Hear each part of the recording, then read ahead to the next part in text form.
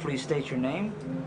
My name is Mordechai Vanunu, a man who served 18 years in Israel prison for revealing Israel nuclear weapons secrets in 1986 to the Sunday Times of London, and was kidnapped by Israel Mossad spy from Rome and brought by a boat ship to Israel and served in Israel prison for 18 years in total isolation.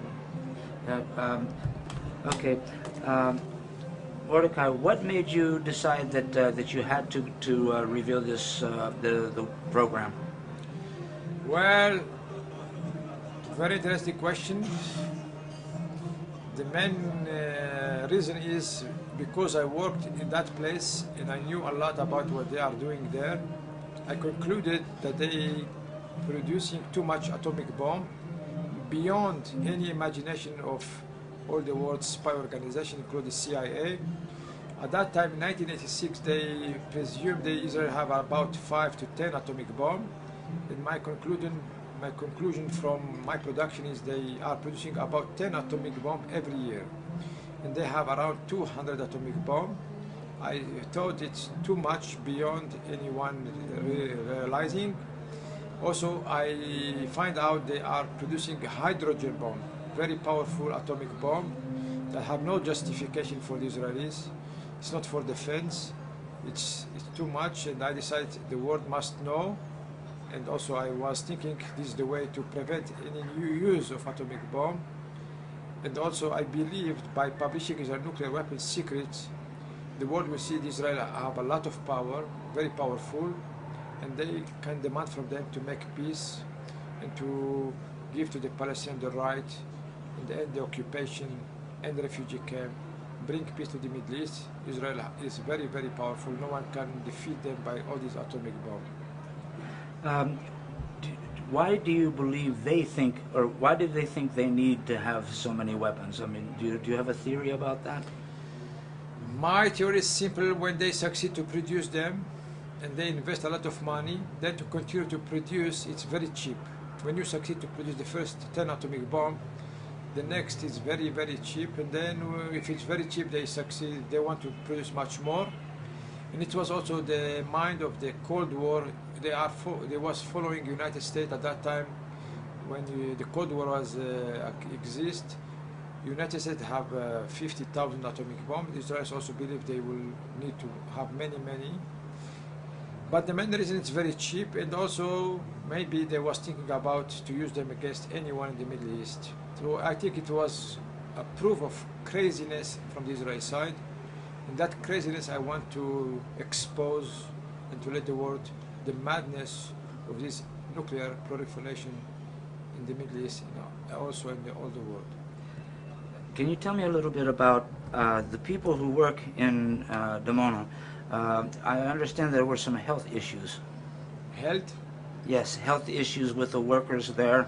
And I believe it was in Israel's Deadly Secrets, that documentary where they talked about Israel didn't want to give health care to because of the secrets. The doctors would then know where the health problems came from.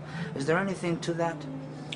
Yes, because of this nuclear production, and Israel ready to sacrifice anything to succeed to produce atomic bomb.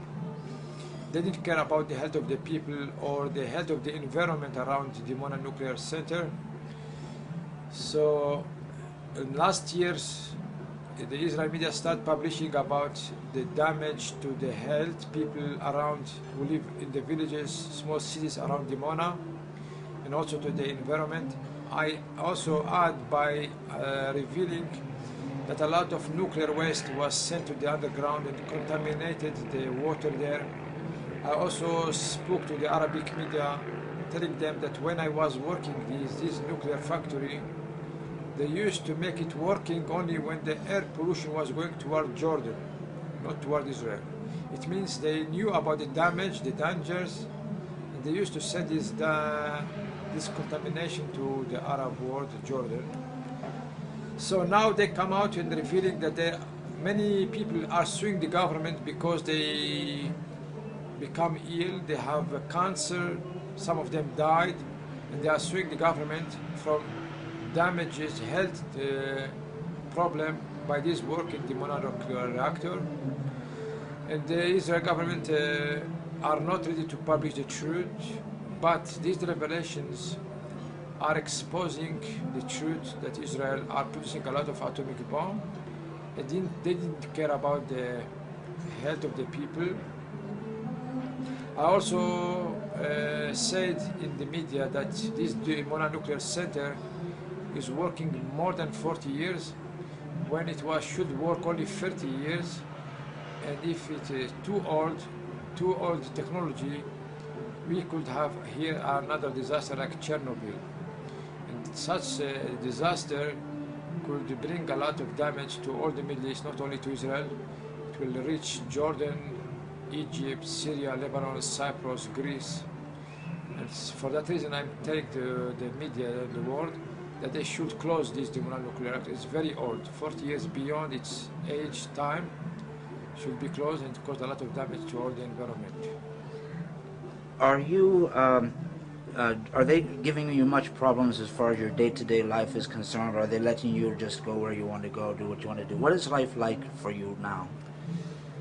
When I was released in April 21st, 2004, they gave me restrictions not to leave the country for 1 year, not to speak to foreigners.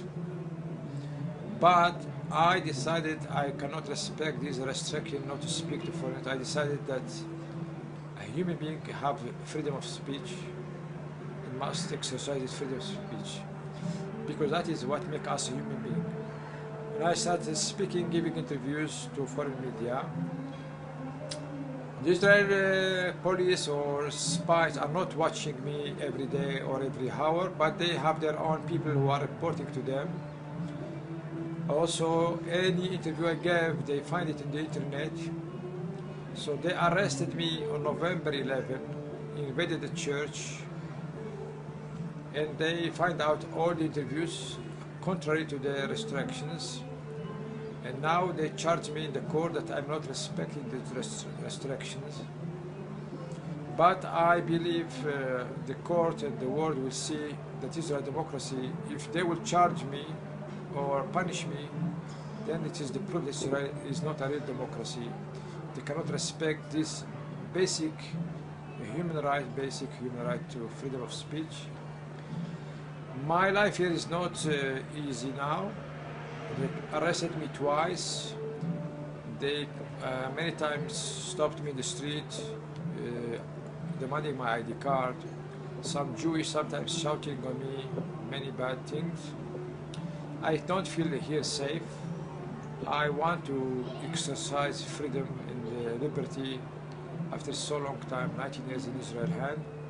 I think all the world watching this case and seeing that Israel is not real democracy, because a man's kidnapped from Rome, sentenced, served full sentence, and still they are punishing me, taking revenge. So I hope that the world will intervene and will not let them punish me again, and will help me to get out from Israel. Do you have any regrets for what happened, for coming forward and for what happened? I absolutely 100% sure that I did the right thing. I think every human being should follow this case and do the same, to come out and reveal the government cheating, lying, especially in this very, very important subject, atomic bomb. I believe I did the right thing. If I suffer, it's not because I did something bad, it's because of the government of Israel didn't behave according to democracy system. They punished me like a spy. In spite, I was not a spy. I just informed the world by the international media. So I'm not regretted. The opposite, I'm feeling that I did a very, very good act. And this act served the world to end the Cold War and to end the conflict here in the Middle East and to start peace. And also to stop the nuclear proliferation by many states who help Israel.